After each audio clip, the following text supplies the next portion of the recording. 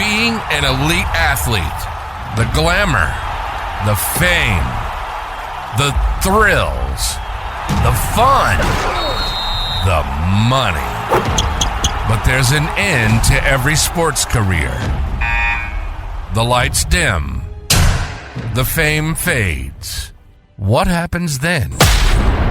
Well, these guys don't know. They may have been larger-than-life high school athletes in their own minds.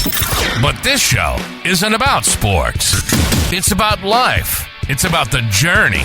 The little slices that make big moments. The highs, the lows, triumphs and tragedies. They're about faith, family, freedom, fun, and bacon. One grew up in the 70s, the other the 80s, when seatbelts weren't required for cars or helmets for bicycles. Life was risky. So buckle up and put on your helmet, or not, because they're optional. It's the Slice of Life podcast. And now your hosts, Jay and Rich.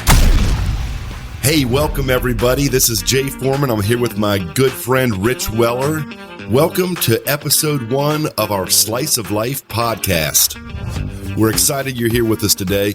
We both love storytelling. We both love reminiscing. Me mostly about the 80s, Rich mostly about the 70s, but we love sharing the stories that we learned along the way. Hey, Jay, remember when we were talking about starting a podcast? We said, be brave enough to suck at something new. Yes. Yeah. Well, I suck at a lot of things, so let's just add something to the list. I love it. You know, it's funny you're talking about that. One of our mutual friends told me, "Hey, Sam, I'm so glad you and Rich are starting a podcast. I wish you'd have done this about a year ago." And I took it as a compliment at the time. I said, "Oh, well, this guy appreciates our humor and our stories. Thank you very much." He said, "No, you guys are behind the curve. Most everybody has started a podcast about a year ago. So way to try to catch up now." Absolutely. We don't originate anything. We steal everything. It's called reuse. Research. Resource and research. That's the legal way to put it so we don't get in any trouble. That's right. So, and basically we have no idea what we're doing, but we're doing it. Yes. And we're glad you're along for the ride with us. Hey, so let's dive right into this, Rich. I decided I wanted to start with something I like to call the 3 L's. And I know you don't know what's coming your way. No, you're not a loser. We're not losers here. It depends what the critics say after episode 1. We'll see. Let me go. This is my 3 L's here. You're cutting in. So the 3 L's, I'm going to ask you 3 L's because I love alliteration. And you give me your honest answers on this. Sounds good. You ready for this? Well, why not? We're doing it anyway. That's right. All right. I want to ask you 3 things this month. What is something that you have liked? What's something that you have left? And what is something that you have learned? So what's something new that you tried? What's something that you gave up that makes you a better person for it? And what's a life lesson you learned you want to share with our millions and millions of listeners out there? Well, I liked the bagel, egg, cheese sandwich that I had this morning. That was the first time I had one of those. The first time you've ever had? No, that's a lie. I was going to say, come on, we're already losing the trust of our listeners here. But seriously, by the way, your bagel egg, it was a bagel, egg and cheese, bacon, egg and cheese bagel. Okay. Yeah. Yeah. By the way, I had a hard-boiled egg for breakfast. So just thanks for rubbing that in before we go any further. Well, I'll bring you a bagel next time. Please. It was toasted, by the way. Oh, it's getting worse as we speak. Well, actually, to be serious, I quit worrying about things that I can't control. I think I did that a long time ago, but you have to refresh, and stop. Put yourself in a place where you go I can't control that. Let me control what I can control. Yeah. Lowers your blood pressure a lot when you do that. It's. But I don't know about you. Is it easier said than done? Yes. Yeah. Because people always want to bring drama. And people are the worst. Really. And bad energy. Have you been around somebody with bad energy? Yes. And then you could be the highest of the high for the day, and all of a sudden you run into somebody who has that bad energy, and they just suck it out of you for the day. Yeah. Yep. That's the worst. Yeah. And then you got to go back and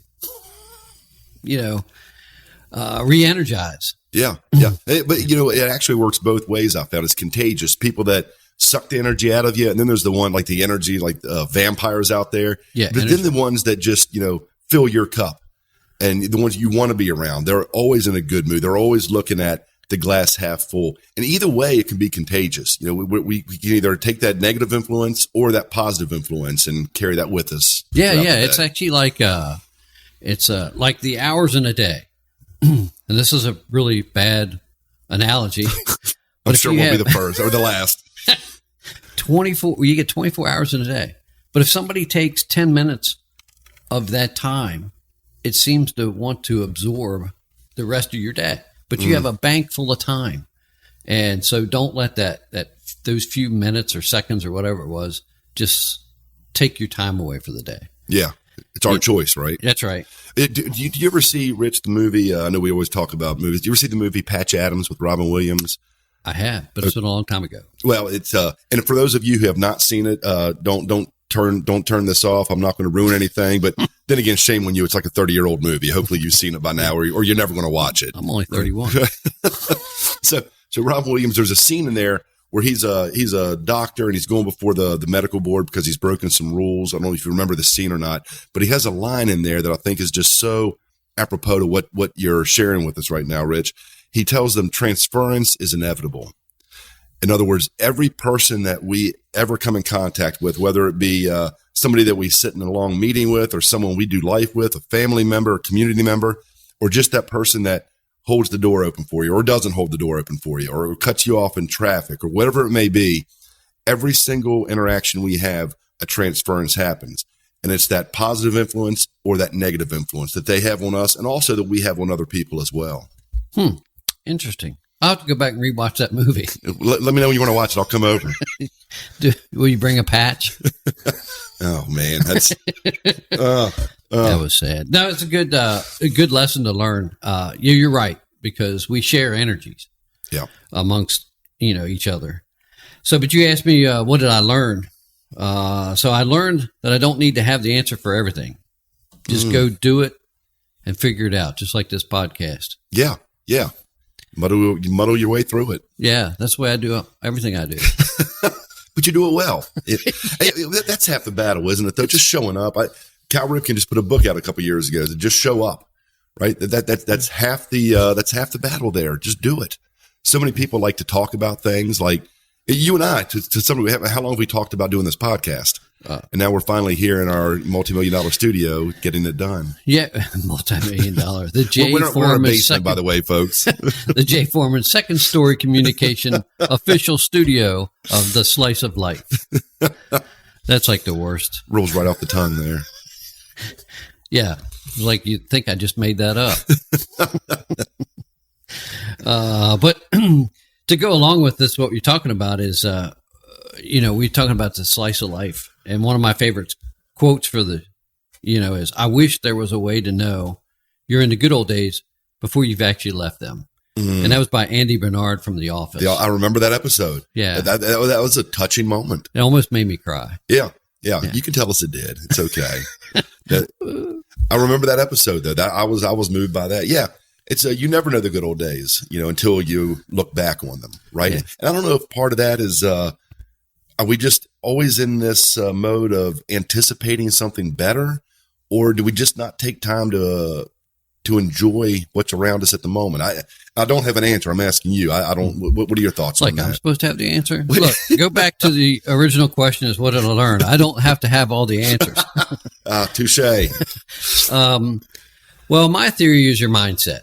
I remember when I was in high school, and you always can't wait. You go, I'm going to graduate. And then all of a sudden you go like, well, for me, I didn't want to graduate. And that's a true story. I remember telling my parents and my elders in the family and a lot of my friends, because I could have graduated as a junior, but I didn't want to graduate. You were that smart? No. I was 20. they held me back several years. That makes more sense. Just because I didn't want to graduate, because I needed to learn more. So you never suffered through senioritis like most of the rest of us. You just wanted to stay there, and I did. Okay. Actually, I took my senior year. I took 3 classes. I think I showed up for 2.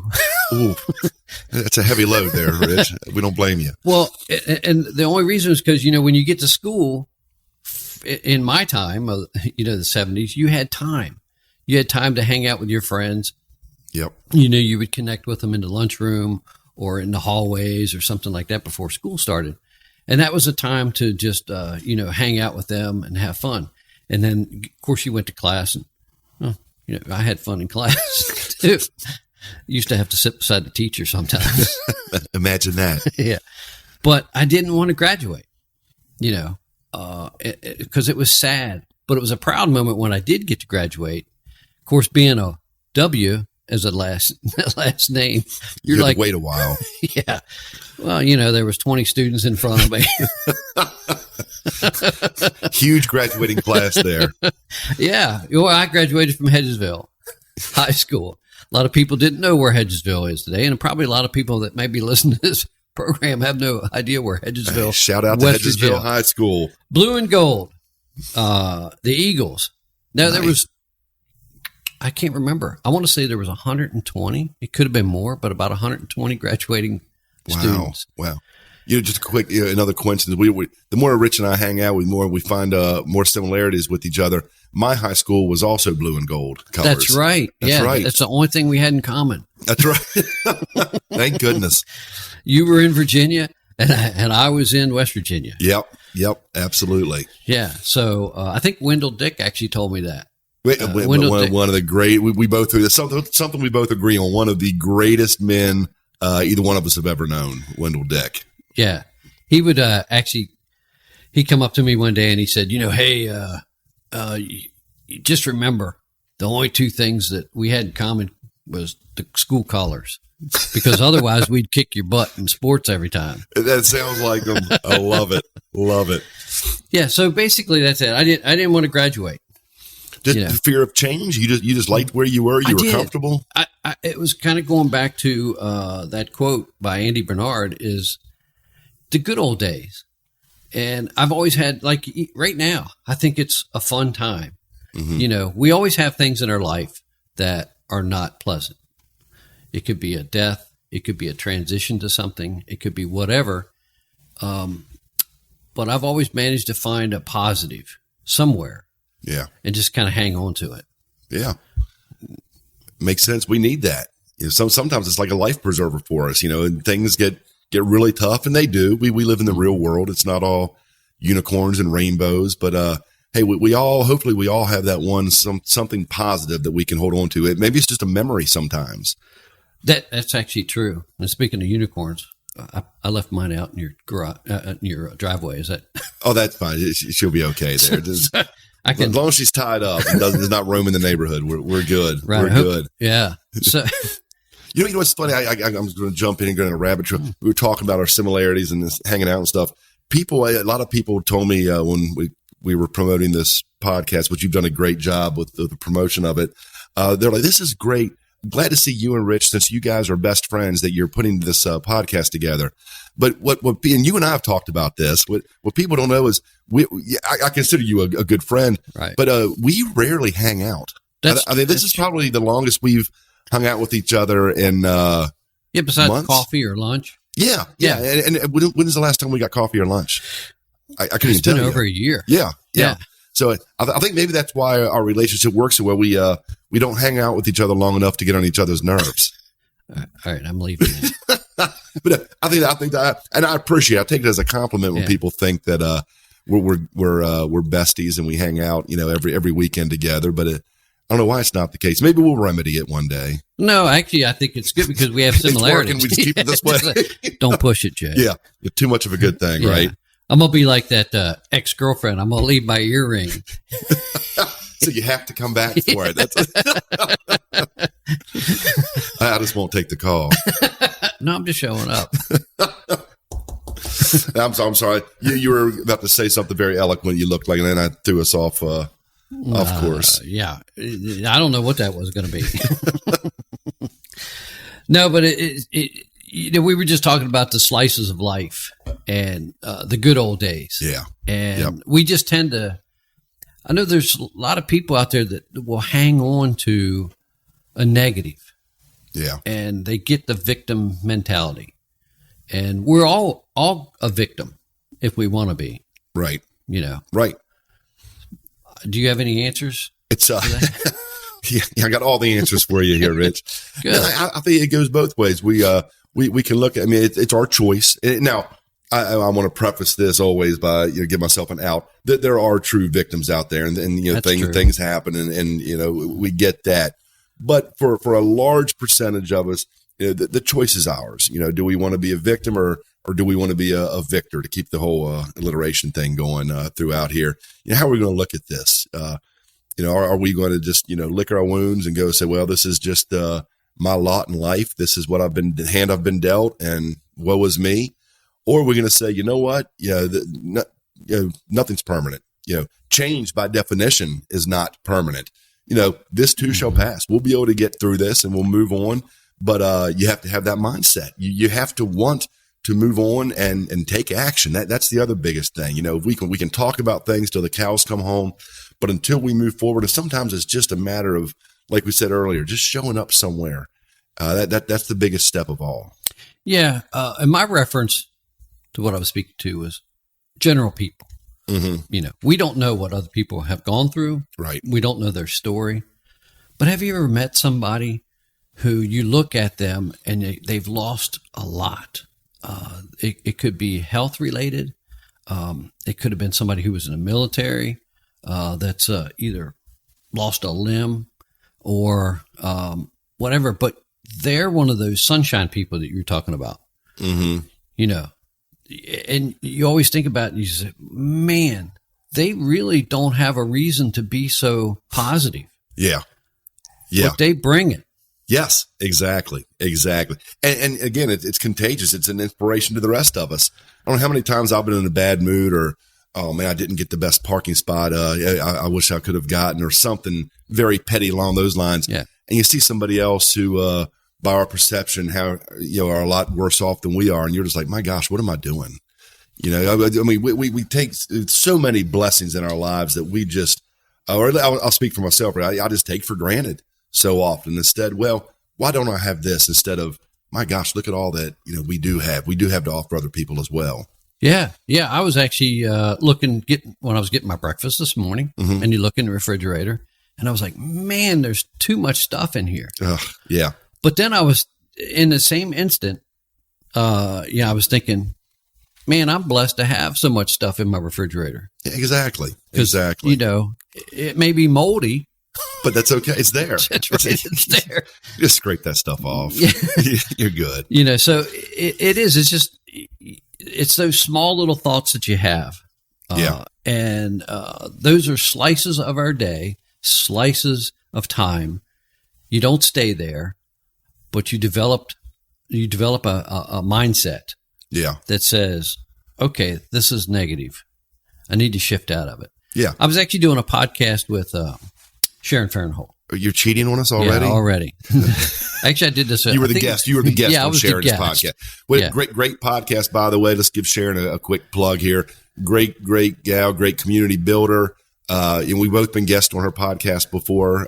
You were a guest? I was a guest. I was a guest before you. I paved the way for you, Rich. Oh. I'm going to have to check that out. No, I remember that. Don't fact check that. Just, I was actually never been a guest on there. How many listens did he? Well, let's just say I've never been asked back for a second visit there. And neither have I. Sharon said, we're waiting, Sharon. She lit that bridge on fire. She said, burn, baby, burn. Yes. She found out what doesn't work on her show. That's right.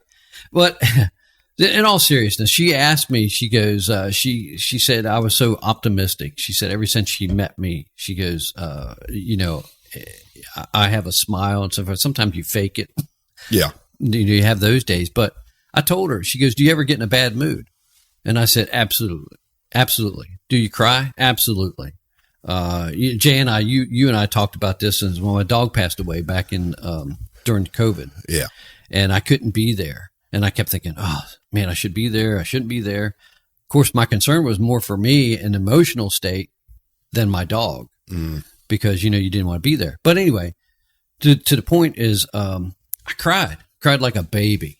It would come in waves as grief does. But I told her, I said, but I just don't stay there. Yeah. So again, it's just that time frame, and you go, okay, you got to move on. Yeah. And I'm glad you brought that up. It's okay to grieve. It's okay to be depressed. It's okay to say, hey, why is this happening to me? But like you said, you move on. It's a stage, and that's, I feel that's healthy. We're human. You need to let those emotions out, but then you move on, and hopefully, try to move forward and better and brighter days. Well, that's life. Yeah, it is. And again, you talk about the perception of things and how you deal with what's thrown at you. I'll share real quick. Some listeners may know, some may not. I'm an author, and I love to write books, and I have several books out there. I have a book right now that I'm a manuscript that I'm pitching to major traditional publishers all throughout the country. And, so I sent out probably, 500 queries to different places with proposals, these folks all over the world.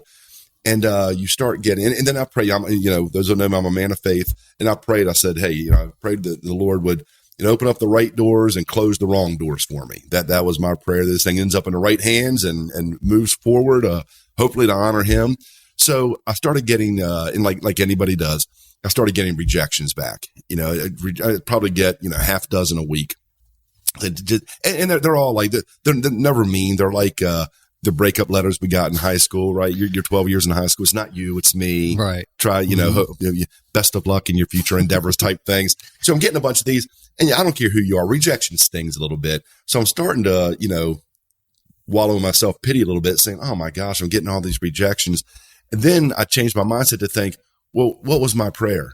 My prayer was, close the wrong doors, write the open ones. So now every time I get a rejection, I look at it and say, hey, thank you, Lord. There's another answered prayer. This, for whatever reason, I trust wasn't meant to be. It's just going to take one yes, someone else, and I have faith that that'll come down the pike eventually. But again, it goes back to, it's just that mindset. There's something I prayed for, then all of a sudden I was upset because I'm getting rejected. Faith and hope. Faith and hope. You got to have it. And love, baby. That were those your high school girlfriends? Yeah. Faith, hope, and love. No. What's a high school girlfriend? I didn't have that many girlfriends in school.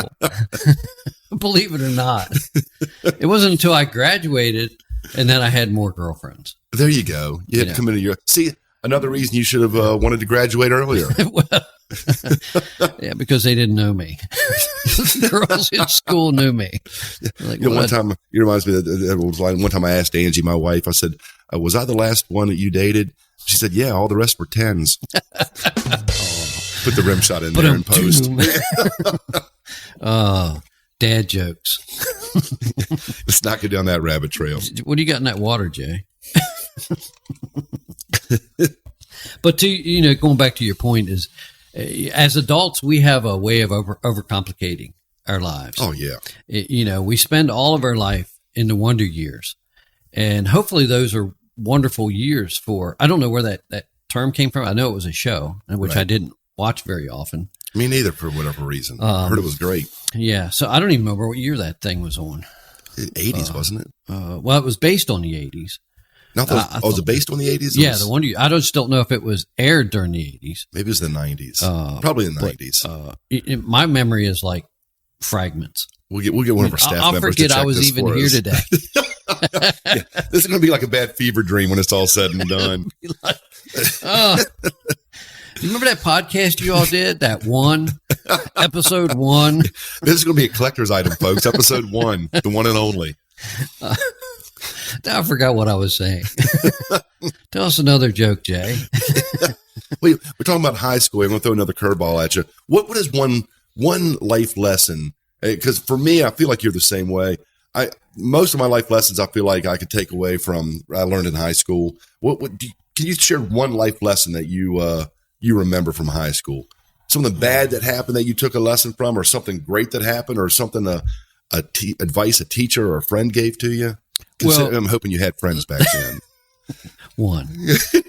It was my invisible imaginary friend. friends don't count. Billy. He'll be our guest next week in episode 2. Billy. Or next month. Billy. How often are we doing this? Every year? Every month? Week? I haven't decided yet. This might be the last one. Soak it in now, folks. My memory, actually, I've shared this story on social media, and so I'm glad you brought it up, Jay. Not to trigger that, but that's actually one of my favorite memories was I used to love to play baseball. Mm-hmm. That was my favorite sport. And I thought I was good. So, for when you're 12, we're all good at 12. Who's not good at 12? But I was a shortstop and a pitcher. And I remember the first year I played, I was like the worst pitcher there was. Everybody could hit me. Linky dinky. Hit the little binky. That's bad. Anyway, you're like the Charlie Brown of pitchers your first year. Yeah, absolutely. So they used me as a backup the next year. Say a backstop or a backup? Backstop. Okay. Backup. And I remember my friend's arm was getting tired, and he went and we were winning the game. And anyway, so they bring me in. And that's even scarier. I know. Now you have everything to lose, right? That's right. I'm up on the mound. I was like, I'm standing at the shortstop, and here comes the coach, takes the ball from Teddy Sahonic, who was the pitcher, and I just remember him saying his arm was sore, and I'm like, I'm out there catching the flies with my glove. He walks over with the ball, and he goes, "I want you to pitch," and I was like, "Oh my God." So I said, okay, you know what? I pitched before, but it was horrendous. And I just dug in the mound up there, and I threw my whole 45-mile-an-hour fastball. I think Teddy's was probably around 60. So it threw everybody off. So I had 2 innings to get through, and I struck everybody out. Oh, my gosh. So I was like, I'm pretty good. No one can hit the slow pitch. Wow. As a backup. Yeah, and my curveball. So you fanned six batters then? Yeah. Wow. It was the craziest thing. And I just remember the kids running to the mound, and because that was actually a game that was going to take us into the I think they called it the round robin tournament. Okay. So you got to play and elimination rounds.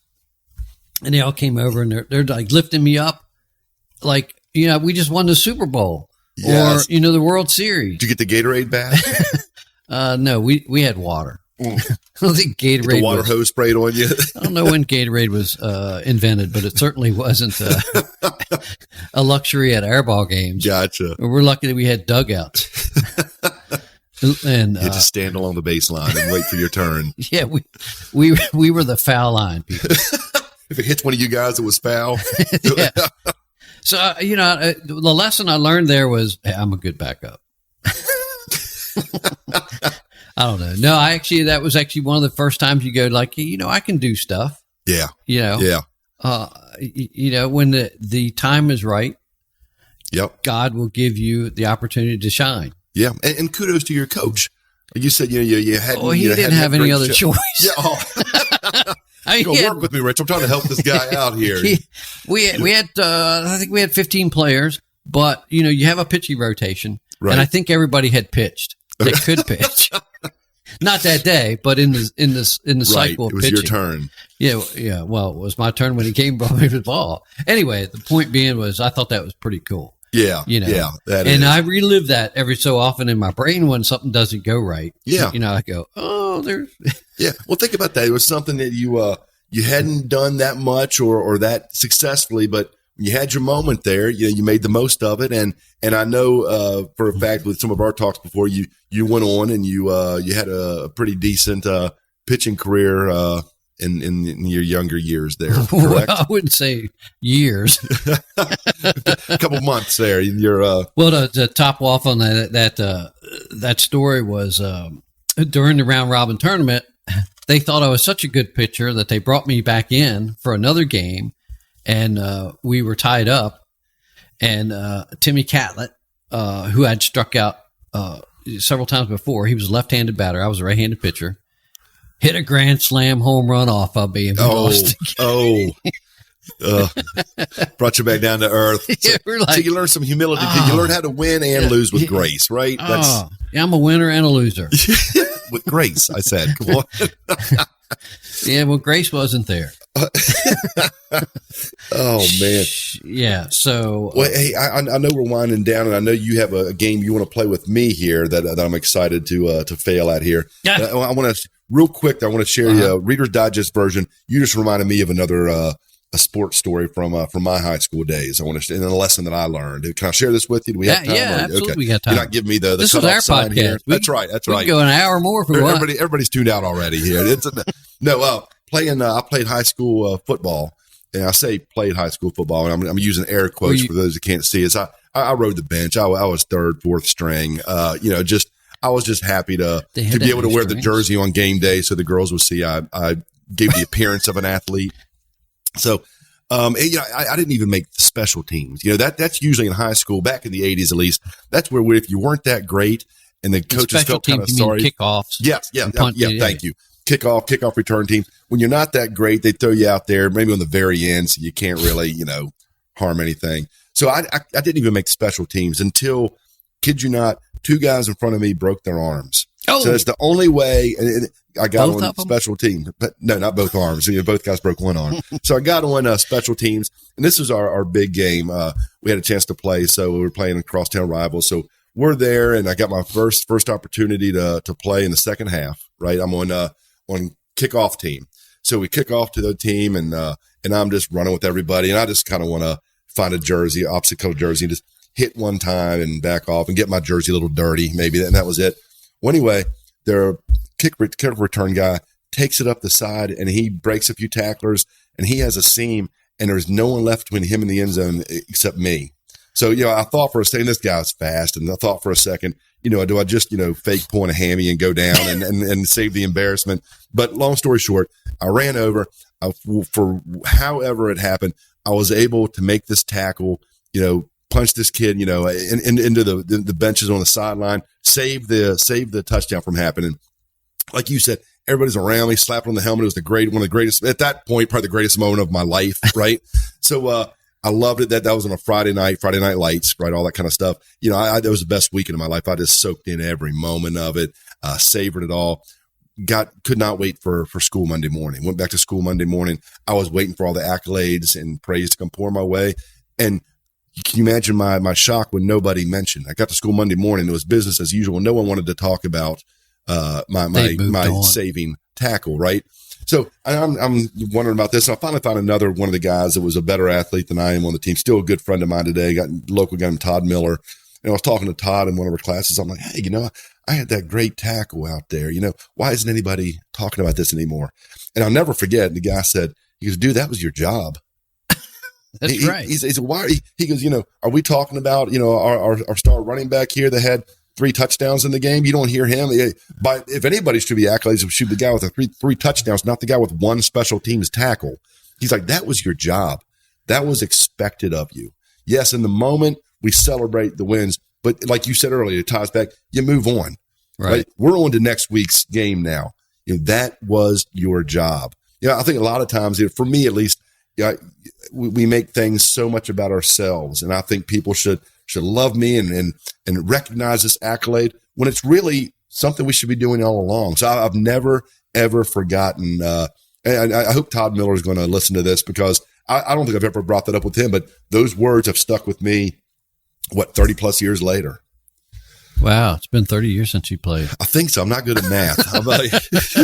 But that's a great life lesson. Yeah. It really is. So that's something that you learned. You did something which you thought was amazing, which it was.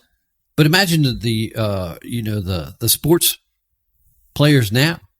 They all celebrate after every play. Yeah. Because I think and I kind of frown upon that because I can't think that I remember John Riggins and some of the older football players that I watched. They just did their job. Right. They ran the ball. They did whatever it was, and they would just give the ball, hand it to the ref. Yeah. You know, I'm a diehard Indianapolis Colts fan, right? Okay, the podcast is now ending. Well, I only bring that up to share with you. It reminds me of a story back in the day.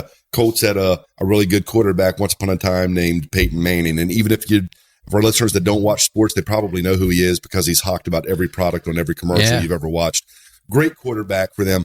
And they drafted this young wide receiver out of the University of Miami named Reggie Wayne. Reggie Wayne is going on to be a Hall of Famer since then. But I remember Reggie Wayne's first game in the pros as an Indianapolis Colt. Peyton Manning threw a touchdown pass to him. Reggie's first touchdown pass, he spiked it and started dancing around. Story goes, only time you ever saw him do that in his entire career. Story goes that Peyton Manning pulled him aside afterwards, and he said, that is the last time we want to see you celebrate like that, or it's the last time I throw you a ball. He said, act like you've been there before. That's actually what John Riggins Maybe he stole it from Riggo then. But he used to say, who was the great, actually, he's passed away now, Jim Brown. Yeah. One of the greatest running backs. He said, you never saw Jim Brown, spike the ball. It's their job. Celebrate. Yeah. Right. Their celebration was handing the ball to the referee. Yeah. So it's actually kind of funny to say, so celebrate your successes and wins in life. Absolutely. But you still need to move on. Don't dwell on them. That's right. Right. And that's just the positives or the negatives that we're talking about. Absolutely. So, to close out the show, I thought we'd play a little 70s, 80s Dead or Alive. All right. If any of these are pro wrestlers, I'm going to ace it. Anybody else? I don't know. I was big into wrestling back in the 80s. Okay. I used to go to the Baltimore Civic Center. Yes. And watch it. Matter of fact, I watched. Kudos, because that was before it was the Baltimore Arena, before it was whatever it's called now with the corporate logos. But Baltimore Civic Center. Yeah, I went there to see Hulk Hogan beat Andre the Giant. No. Yeah. Seriously? I did. That's actually why I got to meet Andre the Giant. Really? Yeah, he shook, when he shook your hand, he shook your arm. I believe it. I mean, his whole hand would encompass your from your hand to your elbow. Was he as nice as people say he was? He was a gentle giant. That nice. To the people. Know. But in the ring, they said that. Yeah, he called the shots. That's right. If you didn't do what he wanted you to do, or whatever the case may be, he let you know. Yeah, exactly. And they say Macho Man Randy Savage was scared to death of him when they had to I heard that they didn't like each other. No. Yeah. I remember, and I'll let you go here. Baltimore Civic Center, you bring me down memory lane. I also saw Hulk Hogan. I saw him beat Adrian Adonis in a steel cage match at the Baltimore Civic Center. So great memories. Memories. Absolutely. So we're going to play Dead or Alive. Okay. And these are people from the 70s. You were alive then. I was very young. So Willie Nelson. Alive. Okay. He is alive and he is age 90. Is he 90? 90 years old. Wow. I think his birthday is this next month in April. Okay. So, hopefully. We throw him a surprise party? Yeah. Yeah. See if we can get Willie, to show up in the Jay Foreman second story studio of Slices. You heard it here first, folks. Our next guest, Willie Nelson. This is probably one of your greatest movies ever. I don't know if it is or not, but she was in it. Olivia Newton-John. Oh, sadly passed away. Yeah. That's how I expected every high school girl to look once I watched Grease. And so, Evel Knievel, he was one of my favorites. Loved Evel Knievel. Whenever I think Evel Knievel, I think of Fonz jumping those barrels in Arnold's parking lot. That was a knockoff. He also jumped a shark. But did the shark? I remember the shark. Evel Knievel, I'm going to say he has passed away. He did. He passed away in 2007. His son kind of does some stunt stuff now, doesn't he? Yes, and sadly enough, his son just recently passed away. Robbie Knievel broke every one of his father's records. Wow. Yeah. Wow. But that was actually growing up in the 70s. I had the Evel Knievel motorcycle. I did too. You wound up. You wound it up. Yes. And Evel crashed way more than. Yeah. Aren't you too old to be playing with toys at this stage? I was talking about when I was growing up. Okay. Which was still today. Never stop growing up. That's right. So number 4. Here we go. Chris Christopherson. Alive. He is alive at 87. Yeah. Dude, I'm at a perfect score right now. Wow, yeah. Until we get to the end of it. Wasn't he part of the Highwayman? He was. Yeah, see? Yeah. Love my old vintage, 70s, 80s country music. Yeah. So that's when country music peaked. That's a fact, by the way. That's true. It is. Through the 80s. Yeah, we will take no questions on this. Yeah. Right. Number 5. He actually visited our hometown here, Winchester, Virginia. He was part of the Apple Blossom a couple of years, I think. His daughter was. Anyway, Sean Astin. Alive. He's 57. Wow. And you know a thing that I didn't know about him? His first movie was Wash in the Goonies.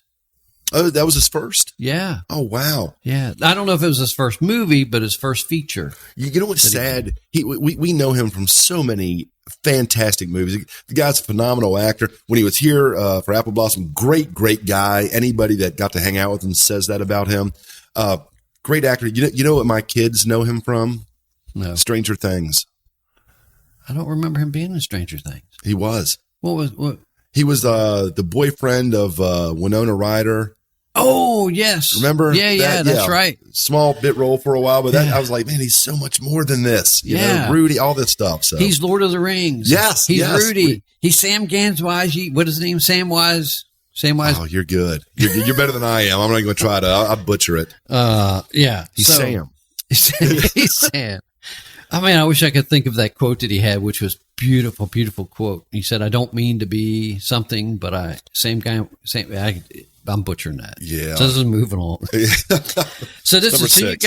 you got 5 right. Yes. So that's the end of the game, except for the bonus question. Oh, this is where you go all or nothing. I'm wagering it all. All or nothing. It's all or nothing here. I'm either going to go big or go home. Emmanuel Lewis. Oh. Do you know the name? It's Webster. Webster. Yeah. Of course I know Emmanuel You Lewis. just win for that. I don't want to end this on a down note, but I'm going to say I think he passed. No, I lost it all. Yeah. Oh, no. He is alive at 57. Oh, man. According to my research. Okay. Well, we'll have the fact checkers verify this, but oh man, what a way to end it on. I lost it all. 5 perfect, and you couldn't see the list. And I had no idea what was on there. Oh my gosh. And I even watched Webster. Oh. Wow. I think I did, but I don't remember it. Yeah, it was a great show. I remember the other show. What was the other one? What's Up, Willis? What you talking about, Willis? I'm sad I can't remember. Different Strokes. Yeah. I remember that one better. Yeah. Because of that. That was a good one too. And Alf. One of the great, and Alf was good. How did Alf get into this? We're just talking about ones that you remembered. Exactly. It's fragments. Yeah. All of these were great shows. I was busy raising kids at this time. I was. Well, at least you're raising them on the good shows here. Alf and Different Strokes, Webster. Yeah. Not Wonder Years. So that's true.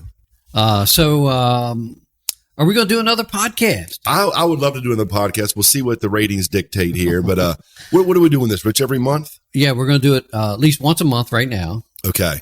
And maybe until the corporate sponsorships start rolling in, and then we'll do it daily. Then we'll start hanging out every day together.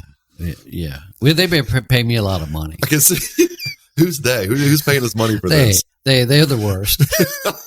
They're the ones with the money. Yes. People with money are the worst. So, I appreciate it. Those who have listened, hopefully, we've entertained you some. We've gotten some lessons of thoughts. And one of the things that I wanted to let people know is, hey, we're not experts. We're not experts on anything other than living our lives and dealing with our own thoughts and issues that we have going on. But, so maybe you tune in the next show we have. We hope so. We hope you found some value in this. And even if it was hard to find some value in this, I hope you were looking, because like we said, and kind of bringing home the theme that we had talked about here today, that's the key, looking for value in other people. Because if we look for value in situations and other people, I promise you we're going to find it. Just like if we look to find the negative in other people, sadly, we're going to find that too. It's our mindset. It's what set of lenses we want to wear when we go through life. So we appreciate you guys being with us. We hope you enjoyed this, our first slice of life that we shared with you, and we hope you join us for the for the episode 2 here next month. All right. We are out.